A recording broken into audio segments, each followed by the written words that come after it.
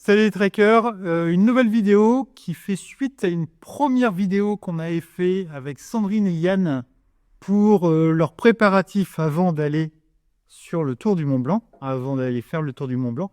Et plusieurs abonnés m'ont dit, bah alors, quand est-ce que tu fais le débriefing et tout? Ça a été un petit peu long, on a eu un petit peu de mal à trouver une organisation. On a réussi à trouver une organisation parce que Sandrine venait ce matin au studio pour faire des photos. On s'est dit, on va enchaîner directement là-dessus. Et pourquoi est-ce que je vous parle de ça? Parce qu'en plus, comme on a fait des photos toute la matinée et qu'on n'a pas encore mangé, on s'est dit qu'on allait en profiter pour tester des lyophilisés. Des lyophilisés qui ont été envoyés par Lyophilisé & Co. Merci à eux. C'est des lyophilisés que je n'ai pas encore testés. Et ça, il faudra que je vous en parle. Parce que cette année, honte à moi, je n'ai pas pu faire de randonnée, de longues randonnées. J'ai uniquement fait des petites randonnées d'une journée, ce que je fais quasiment jamais. Et ça m'a fait complètement changer ma vision des choses. Donc je vous en parlerai dans une autre vidéo, parce que sinon, j'arrête pas de dire, il faut que ça dure qu'une demi-heure, mais ça va durer plus longtemps si ça continue.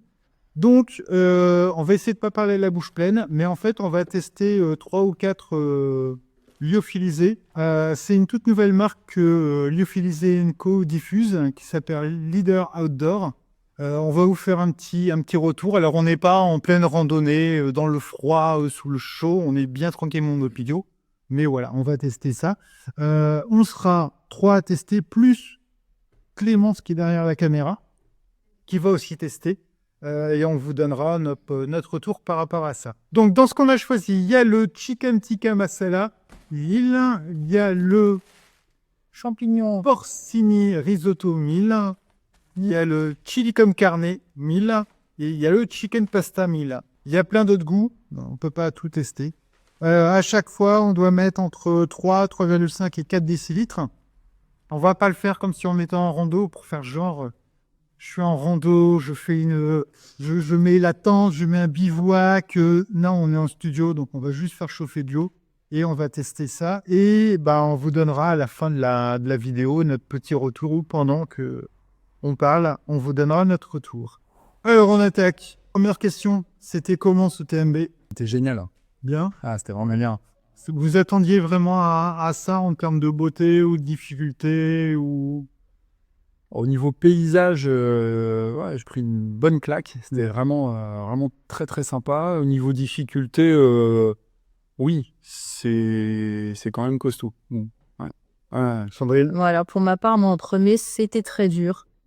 Et au niveau du paysage, j'avoue que des fois, je regardais pas grand-chose. C'est pour ça que j'ai fait une vidéo de mes pieds. Parce que je regardais que mes pieds. T'as pas fait de GR20. Le sol est beaucoup plus défoncé, donc t'as plus tendance à être comme ça. Ouais, j'étais déjà comme ça, peut-être à cause du poids du sac. Et c'est vrai que Yann, à chaque fois, me disait regarde le paysage. Ah oui, regarde. prends le temps de profiter, mais c'est vrai que oui, Et mais un timing, il faut qu'on... en fait, c'est ça, c'est le timing, c'est le temps qui fait qu'on n'a pas le temps de profiter vraiment des choses. Mais c'est le jeu, hein. Est-ce que vous le recommanderiez? Oui. Oui, ouais, vraiment. Mais en fonction des personnes, il y a des adaptations. Donc ça, c'est ça qui est bien aussi. Tout est adaptable, donc c'est accessible à tout le monde. Mais faut quand même être prêt parce que les conditions ne sont pas faciles du tout. Non. En plus, vous avez eu la pluie. Moi, j'ai pas eu de pluie du tout. Enfin, j'ai eu quelques petites averses gentilles. Mais vous avez été servi, je crois. On a eu une bonne semaine, ouais.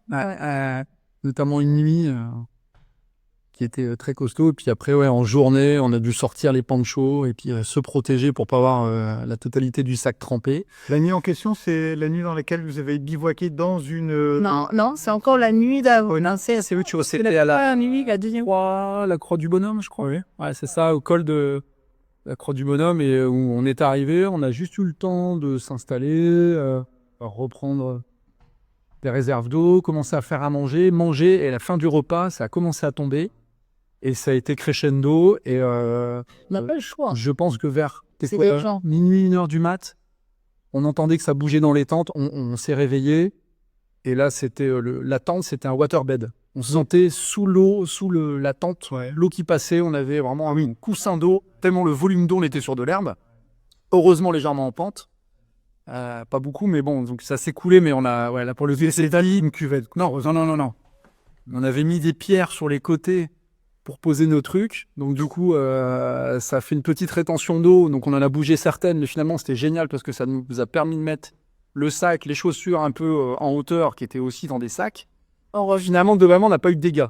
Mais c'était chaud. On en a entendu certains à côté qui étaient en panique parce que tout était trempé, ils n'avaient rien protégé, c'était pas prêt. Et la fois où vous avez dormi dans une étable, mais c'était à moitié à l'abandon. C'était au-dessus, c'était au refuge. Au refuge de Bonati.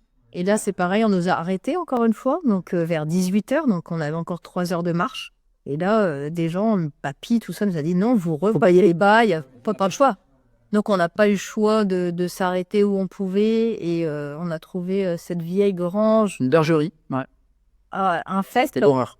Mais au final, c'est là où on a le mieux dormi, parce qu'on était au sec. J'ai fait du MacGyver, je me suis découvert des talents d'architecte d'intérieur. Alors voilà, la bonne idée de Sandrine. On va continuer sous la pluie. Et du coup, on s'est arrêté 200 mètres après, parce que c'est le bordel. Du coup, on s'est retrouvé dans cette petite grange désaffectée, qui est une étable. Ça pue la merde. Hein? Moi, j'adore ça. On va tirer comme dans la Creuse. Ça sent la vache, ça sent bon. Et en fait, il n'importe quoi parce qu'on n'a pas de logement. Donc, le refuge qu'on a été, il n'y avait pas de place. Et le prochain logement, c'est dans 4 heures. Donc là, il est 18h et il nous reste... Alors nous, ce qu'on a fait, regarde. Je vous montre l'état de la toiture de notre logement. Hein, oui, ça c'est un logement, Sandrine. T'as fait balayage, quoi. Voilà. Petit espace propre parce que tout le reste ici, c'est du brin de vache. C'est la boue, ça pue en fait. Voilà. Donc les visiteurs, on n'a pas encore mangé, il fait noir. Donc on peut pas rien faire. On a retrouvé des vieilles planches de bois qu'on a... Alors, c'était une ancienne bergerie, donc pour faire simple, il y avait du caca séché partout, donc on a dû tout nettoyer. Et là, il y avait quasiment, je pense, un tiers de la toiture qui était effondrée. Donc c'était quand même... C'est l'aventure. Ouais, c'était pas rassurant. Mais bon. Mais on était au sec et surtout au petit réveil, ce qui était marrant, c'est quand on est sorti et qu'on a vu des dizaines de tentes autour de nous et eux qui ont installé leur tente. Ah oui, vous trouvez cette... Il y avait vraiment, c'était pluie battante et c'était la drache, comme on dit. Il était noir. Donc on a eu quand même beaucoup de jours comme ça, on est reparti sous l'eau. Et heureusement qu'on s'est arrêté là parce qu'au final c'était très long. Sans qu'il y ait de même canons joués. C'était même à la... Je pense qu'on a marché 2-3 heures et pas un seul endroit où on aurait pu s'arrêter. Possible. On s'est arrêté boire un café là, donc au refuge de Bonati. Il y a le petit vieux qu'on a croisé qui nous disait non, surtout n'y allez pas, vous vous rendez pas compte, avec votre matériel, vous avez des bâtons, la foudre, enfin, elle nous a fait flipper. Elle sort du bâton. On lui a dit, qu'est-ce que tu veux qu'on fasse? De toute façon, on va pas dormir devant la porte du truc, donc on a dit, on avance, quoi. On l'a pas avancé longtemps, et puis on s'est mis dans ce truc, et on a fait que les moyens du bord. Ok. Mais bon, c'était cool, au final, on a très bien dormi, on a créé un plancher, c'est démerdé. Alors justement, vous parliez de manger. Vous avez mangé quoi? Vous êtes parti avec beaucoup de nourriture ou pas? Pendant que je fais ma popote. Oui, on est parti avec quasiment un sac de 5 kilos de nourriture. Donc c'était pas beaucoup puisqu'il n'y en avait pas assez pour notre semaine. Hein. Ouais. Il y avait quoi? C'était que le petit-déj ou il y avait de tout? Du saucisson, des... Il y avait 3 saucissons. Tous les petits déjeuners étaient prêts en amont dans des petits sacs où j'avais fait des porridge. Il y en a eu marre, mais bon. Des porridge différents. D'accord. Des dates beurre de cacahuète, au chocolat, avec des recettes classiques. Donc, elle est juste à rajouter, c'était ta recette avec du lait en poudre et compagnie. Donc, ça, c'était très bien pour le matin. Mais c'est pas allé suivi la petite recette que j'avais fait sur YouTube. Mais en tout cas, ce qu'il fallait, c'était qu'il fallait encore de l'eau. Que si t'as pas d'eau, t'as pas de porridge. Donc, voilà. Donc, ça, c'est... Et voilà. On avait après des plats. On avait des boîtes. On avait des sardines. Macro, donc on a fait un super repas avec par exemple la purée, légumes, macro à la moutarde, c'était délicieux. Les boîtes de sardines macro, c'est des choses que vous avez achetées sur place et tout de suite consommées, ou c'est des choses que vous avez transportées pendant plusieurs jours? Alors pas plusieurs jours au final parce qu'on les a mangées dans les premiers jours. On a essayé de manger le plus lourd au début. Et après, au bout de 3 jours, on a trouvé un magasin où on s'est rechargé en fin de compte. Au final, le sac ne s'est pas allégé du tout. On pensait l'alléger et au final, on rachetait On est arrivé en Italie, on a racheté du saucisson. On est arrivé en Suisse, on a racheté des fromages, on a racheté des baguettes qu'on a rachetées sur le côté. Et en fin de compte, ce sac, il se vidait jamais en fait. Et des fois, on voulait aller au resto. Et en fait, on n'y allait pas parce que le sac était tellement lourd, on disait une avait vidé le sac et tout. Donc on disait non, On se prenait juste un coup à boire quand on faisait une pause. Ouais. Puis on se dit, aucun intérêt d'aller et dépenser de l'argent et de manger parce qu'on avait de toute façon ce qu'il fallait dans le sac. Et il fallait qu'on s'allège. C'est ce que je dis toujours. C'est que, quand je mange, le poids, c'est l'ennemi. Il y a deux plaisirs quand je mange. C'est un, je mange parce que j'ai faim. Et deux, quand je mange, je me dis, allez, 300 grammes en moins. Et donc, c'est des sacs ou pas. Et si vous aviez dû changer quelque chose pour l'alimentation, si vous repartiez sur une rando, vous changeriez quoi en ce moment? Vous prendriez des lios. Parce que tu m'as dit sérieusement que vous aviez des... Alors, c'est pas des lyophilisés, justement, c'est des plats à réchauffer. Des plats réchauffés qu'on n'a pas forcément réchauffés. Déjà hydratés. Ouais, et qu'on n'a pas réchauffé. Oui, mais Oui, plus lourd, mais pas beaucoup plus lourd. pas beaucoup plus lourd, ça a été. On n'a pas été là, très Pas réchauffé au final et qu'on a mis avec les sardines et c'était... j'ai régalé, quoi. C'était... Alors au final, non, c'était bien. Ouais, j'en profite justement, parce que là, on pourrait croire que lyophilisé sponsorise, ils sponsorisent pas, ils ont envoyé les très bien. photos gratuitement.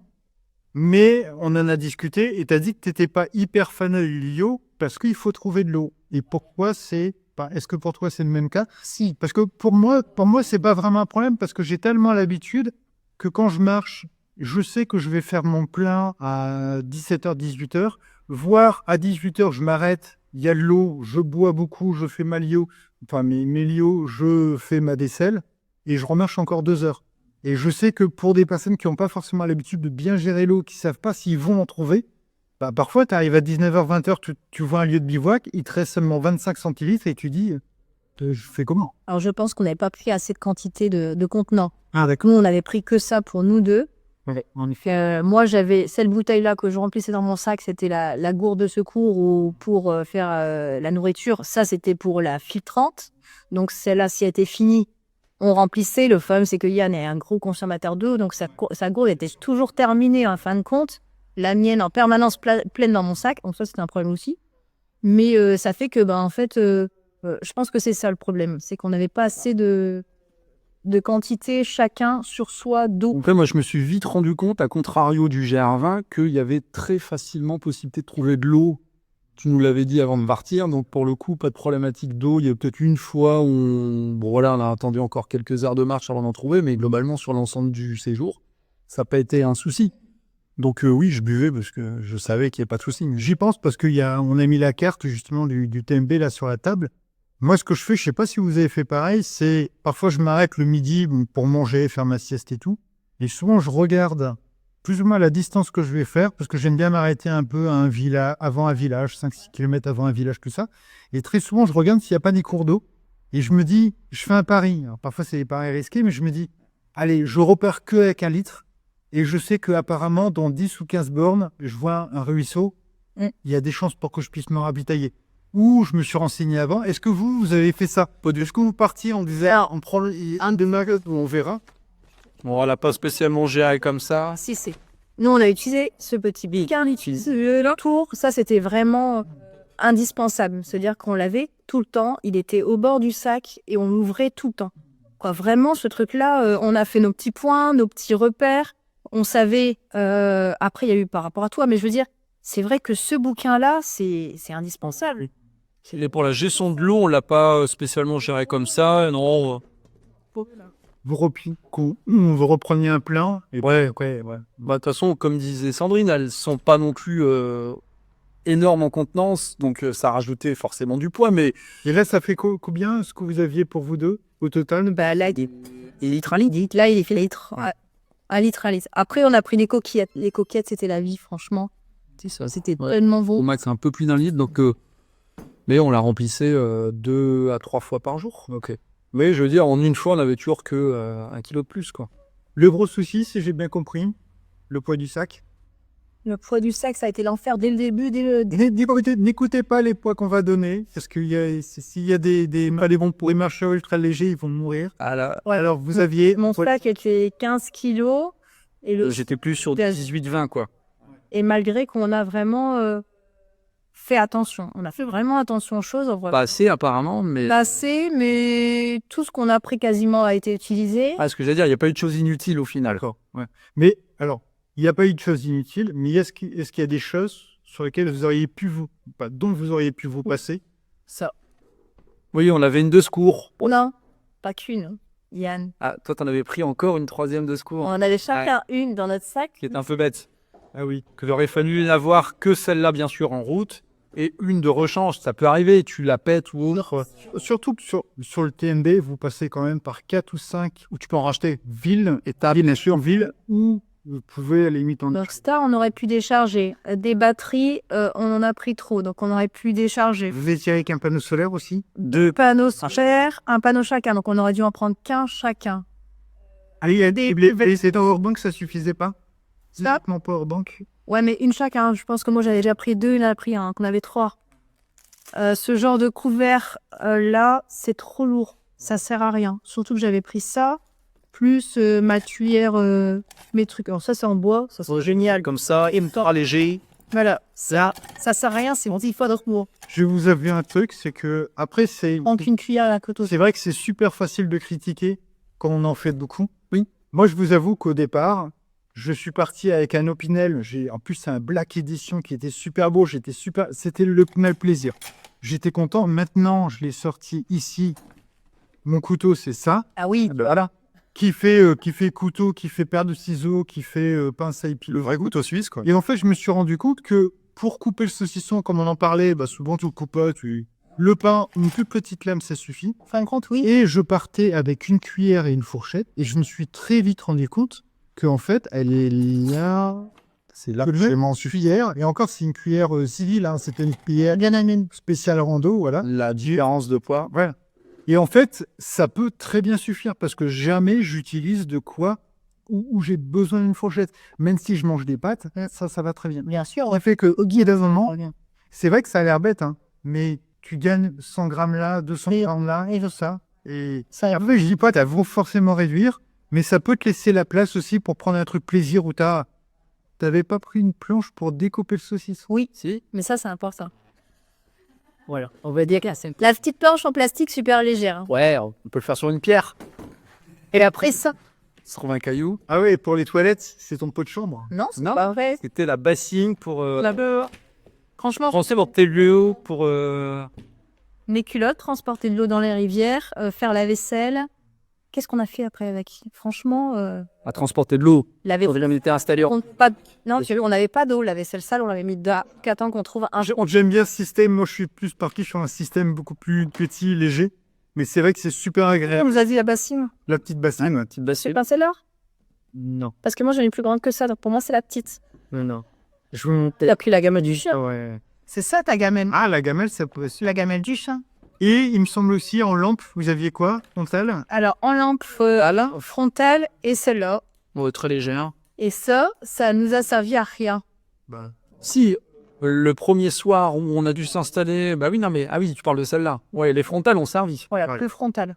Après, les frontales, je trouve que même si tu penses partir après le début du lever du soleil et t'arrêter vers 16-17 heures, c'est toujours important parce que si en pleine nuit, tu as un coup de vent, ta tente se barre ou il y a un truc où il y a une urgence, tu dois marcher de nuit parce qu'il y a un gros problème, je trouve que c'est un indispensable. Il y a des gens, ils en passent en disant, moi, je randonne que la journée. Aussi, ouais, mais nous, on n'a pas le choix. Nous, la première nuit, on s'est arrêté à 22h30.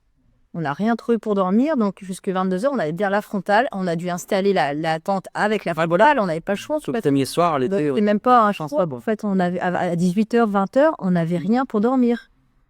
On a fait 13, et puis en fait, au final, on a continué, mais on n'a pas trouvé de lieu. Donc, on a continué. Et on était même dans une forêt, on était dans le noir, ça ne savait plus, là. Ah, dans une forêt, c'était... Vraiment, on voyait rien. Des conseils, si jamais d'autres personnes voulaient faire le TMB, des choses qu'on n'aurait pas dit lors de la première vidéo ou des choses auxquelles vous attendiez pas ou si vous deviez refaire le TMB. À la base, moi, c'est l'histoire des bâtons. Ah, les bâtons aussi, Les c'est bâtons, indispensable. pour nous, c'est l'outil indispensable. Il y en avait. On a croisé très peu de gens avec des bâtons. Déjà. Et ceux qui on a pu échanger là-dessus, qui me disaient que, bah oui, forcément, ils se fatiguaient beaucoup plus au niveau des jambes parce que ça t'aide à te... Et c'est pour nous indispensable. Ça a été vraiment, même si on n'a pas, on avait pris premier prix, franchement, sans, avec un sac aussi lourd, je vois pas comment on aurait fait. Hein. C'est impossible. On est comme ça dans les rochers. Non, prenez des bâtons. Les échelles? Mais on n'est pas passé par là. Nous. Non. On n'a pas fait cette variante. Ouais. Donc pas de vertige, pas d'échelle. Pas d'échelle, non, mais bon, on a eu des vertiges. Bon, il y a eu des endroits où mais non, il n'y a pas eu d'échelle, mais il y a quelques endroits où tu vois que si tu tombes, t'es mort. Donc faut pas faire le voilà. Mais tu vas. Sur des vidéos, on a fait, il a fait oh. Mais non, globalement, c'était quand même sécure. Des choses que vous n'avez pas pris, vous auriez aimé avoir? Non, pas spécialement. Ou remplacer? Une tente plus légère. Plus légère. Je l'ai portée. Ah oui, quand on est deux, forcément. Un peu moins de 3 kilos la tente. 2,7 kg. Ouais, c'était une tente que j'avais depuis pas mal de temps, qui était en parfait état, elle était top. Avec 2 ouvertures sur les ouais. côtés. En ogive sur les côtés, chacun son côté, ouverture latérale. Très bien. Mais je l'avais acheté quand j'ai fait le GR20 la première fois il y a 10 ans ou plus. Et oui, c'était les poids de l'époque. Mais On a vu un peu le même modèle dans un grand magasin dont on ne citera pas la marque, et qui était à, je pense, 1,2 kg. Ouais. Donc voilà, 2,7 kg. Et le reste, le prix n'est pas forcément le même. Et le prix n'est pas forcément le même. oui, C'est pareil, hein, le sac à dos, ton sac à dos, 40 €, 50 €? 5. Bonnet prix réglable, il était très bien. Très bien. Commencé. J'ai adapté parce que forcément je suis plus grand que Sandrine. Je ne l'ai pas vu au départ d'ailleurs. Qu'il y a une partie dorsale où tu peux faire ton réglage. Et non, ils sont très bien. En tout cas, le rapport qualité-prix est vraiment top. Ouais. Tout était bien. Tous tes conseils, au final, on les a utilisés. Et heureusement, parce qu'on a bien dormi. Aussi bien le tapis. Le tapis de sol. Le tapis de sol, Nos petits le matelas léger gonflable, le duvet. Et moi, j'ai rajouté, c'est le drap. C'est le drap que tu te mets dedans, là. Le DU, faut Qu'une nuit, ça, c'est bien. Pour ma part, je sais pas, je pense que c'est pareil pour toi. Il n'y a eu qu'une seule nuit, on a vraiment souffert du froid. Non, il n'y a pas une seule nuit. C'était quand même limite. Ouais, moi, il y a eu une nuit où j'ai eu Non, lui, oui. Ouais, j'ai vu tout. Parce qu'on avait pris aussi les leggings polaires, Ouais. chaussettes et... Ah non, franchement, il y pas a pas bien dans le sens où moi, j'ai très bien dormi. on sentait que si on n'avait pas ça, on peut. C'est ça. Voilà. Que tu nous as dit, que les conseils a fait que on a passé des bonnes nuits. Vous n'avez pas pris trop de vêtements? Si, trop. Ouais. Sort, ça par exemple. On parlait du poids du sac, je pense effectivement il y a certains trucs dont on a La doudoune, encore une fois, si tu tombes sur un épisode où il fait très elle a ça La polaire, on a utilisé en fait ton histoire de la polaire. Donc j'ai mis la polaire et après il y avait notre kawaii, donc qui faisait coupe-vent. Donc au final le kawaii, c'est pas un kawaii fin, c'est les kawaii tribord. Ouais. Donc c'est quand même assez épais. Et plus le polaire, il y en avait largement assez. Tu vois ça en plus. Après ça me servait d'oreiller, même si j'avoue j'ai pris aussi un oreiller dans mon sac. Ouais, moi aussi, parce qu'oreiller. Bien dormi hein.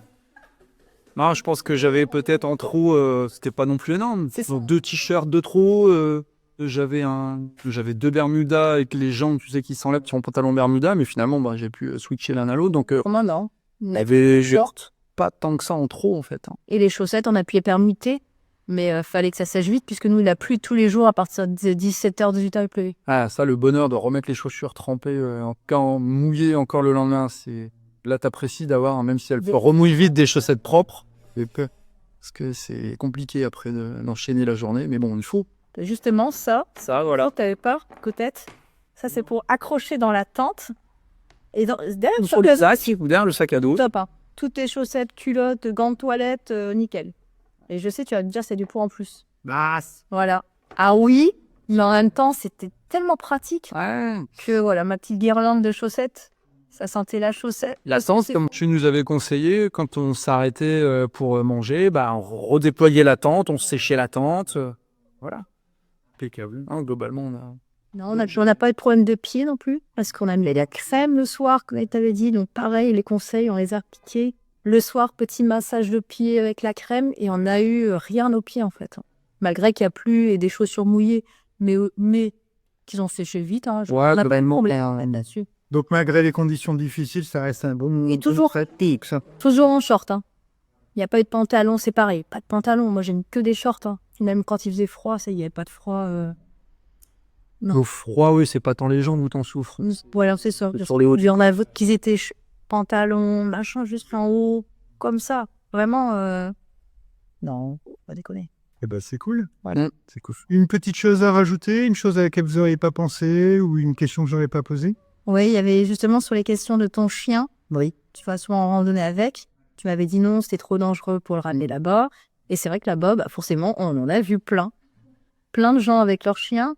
Et il y a des jeux qui rentrent d'un coup, qui n'ont pas forcément des patous, quelques-uns d'eux et quelques-uns qui étaient... L'air de chiens avec leurs chiens et des chiens de races différentes. Voilà, de gabarits différents. Des Qui étaient typés avec leur comme ça, avec leurs le harnais, et puis de la nourriture pour chien. Donc le chien porte son propre truc. C'était Vous avez le petit sac avec leurs croquettes sur les côtés. Donc je me suis dit, c'est pas mal. les sacs à bob. Donc je me suis dit, au final, on peut faire. Et en même temps, il y a tellement plu pour notre part que je me suis dit, un chien en attente en plus, merci.